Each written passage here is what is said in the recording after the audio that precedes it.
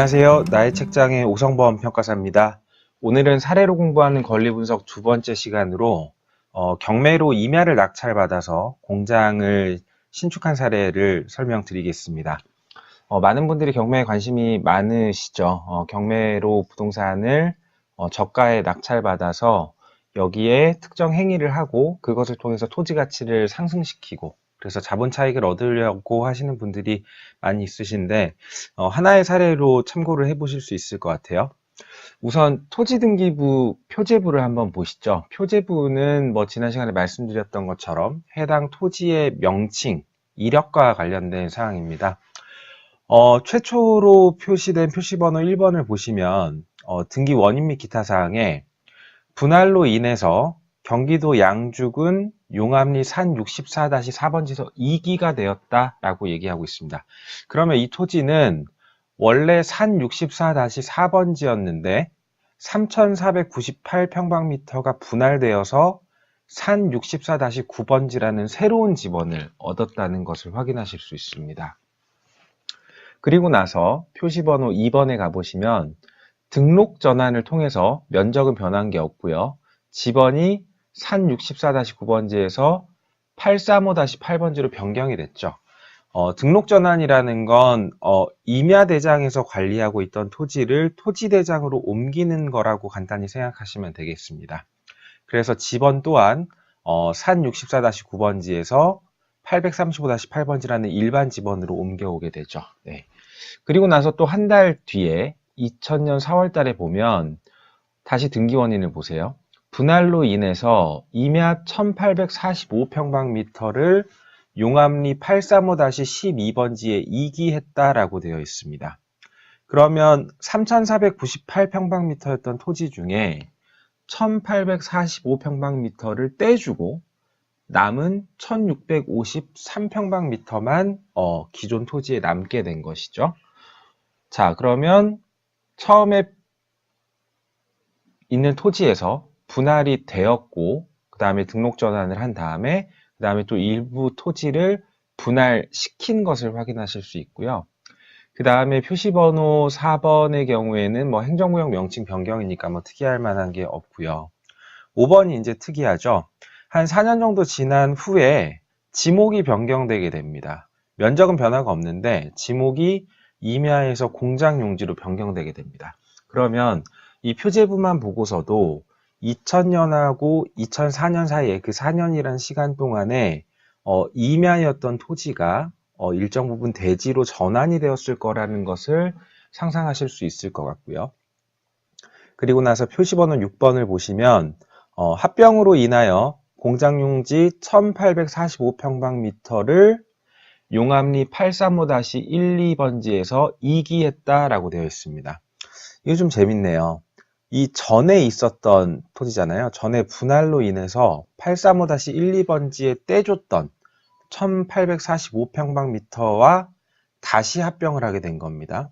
13년 만에 다시 합병을 해서 원래 면적인 3498평방미터로 돌아오게 됐네요. 이게 이제 현재 토지 상황인 거고요. 이제 갑구를 보시죠.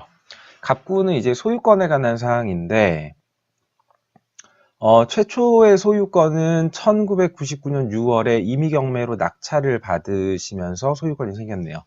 99년 6월이니까 표제부를 보시면 최초의 낙찰을 받으신 거네요. 최초의 낙찰을 받아서 그 낙찰받은 토지가 요 토지가 되겠네요. 산 64-9번지가 될 거예요. 요 낙찰을 받아서 시행을 하신 거고요. 자, 낙찰 받으신 이후에는 이사를 한번 가셨고요. 전거를 한번 가셨고 주소가 도로명 주소로 변경이 됐고 그 다음에 합병한 토지 내역, 아까 얘기했듯이 합병한 토지 내역이 표시가 되어 있고요. 자, 갑구에는 특별한 사항이 없네요. 최초에 99년도에 낙찰을 받아서 현재까지 계속 동일한 소유자가 가지고 계신 것이고 표제부에서 확인하실 수 있는 사항은 계속 분할을 했다가 다시 합병을 해서 현재 토지로 유지가 되고 있는 상황인 거고요. 자, 그 다음에 이제 을구를 보시죠. 을구는 이제 소유권 이해의 권리사항에 대한 것인데 지금은 해지가 돼서 없어졌지만 일단 내역을 보면 2004년도에 근저당권 설정을 하셨고요. 근저당권자는 농업협동조합 중앙회, 그리고 채권 최고액은 3억 9천만 원입니다. 통상 대출하는 금액보다 채권 최고액을 뭐 120% 잡는다, 130% 잡는다 이런 얘기들이 있는데 그걸 감안해 보면 아마 3억 중반대 정도가 실질적인 대출액이라고 보실 수 있을 것 같네요. 그래서 대출을 받으셨고 그거를 해지하면서 동시에 또 다른 설정 계약을 하셨네요. 이때는 근저당권자가 중소기업은행이고요. 채권 최고액은 3억 9천에서 7억 2천으로 늘어났습니다. 자, 이걸 보시면 2004년하고 2006년 요 2년 사이에 이 토지에 새로운 변화가 있다는 것을 확인하실 수 있겠죠. 채권 최고액 자체가 거의 2배 가까이 늘어났다라는 건 이 사이에 이 토지에 어떤 괄목할 만한 변화가 있었다라는 것을 확인하실 수 있겠습니다. 그래서 2004년도에 받았던 대출을 소위 얘기하는 리파이낸싱, 대환을 한 거죠. 2006년도에 농업협동조합 중앙회에서 중소기업은행으로 대환을 하셨다는 걸 확인할 수 있습니다. 그리고 나서 12년도 4월 달에 또 해지와 설정 계약이 동시에 잡혀 있고요. 이때는 근저당권자가 국민은행, 그리고 채권 최고액도 9억 3,600으로 늘어났네요. 아까는 7억 2천이었죠. 그래서 채권 최고액이 다시 늘어나면서 근저당권 설정액도 6년 만에 다시 늘어났다는 것을 확인할 수 있습니다. 그리고 5-1번의 부기등기를 보시면 5번 근저당권 등기가 합병 후에 토지 전부에 관한 것이다 라고 되어 있는 것을 보면 요 12년 내외에 이 토지에 어떤 합병 이슈가 있었다라는 것을 확인할 수 있고요. 그리고 14년도 1월 달에 동일한 근저당권자에게 채권 최고액을 1억 5,600으로 대출을 다시 한번 받았다라는 것은 이 해당 금액에서 대출 금액이 늘어났다라는 것을 확인하실 수 있겠죠. 그리고 14년 6월, 14년 12월, 그 다음에 15년 4월까지 계속해서 채권 최고액이 7,400만 원, 4,900만 원, 1억 800만 원으로 계속 추가적인 대출을 받고 있다라는 것을 아실 수 있을 것입니다. 자, 현재까지 등기 내역을 정리를 해보죠. 그러면 최초의 토지 소유권 이전 등기가 99년 6월, 이게 이제 경매로 낙찰을 받으신 거고요. 그리고 나서 토지를 분할을 하셨죠. 99년 10월 달에. 그리고 나서 2004년도에 5년 이후에 이 토지의 근저당권을 설정하셨습니다.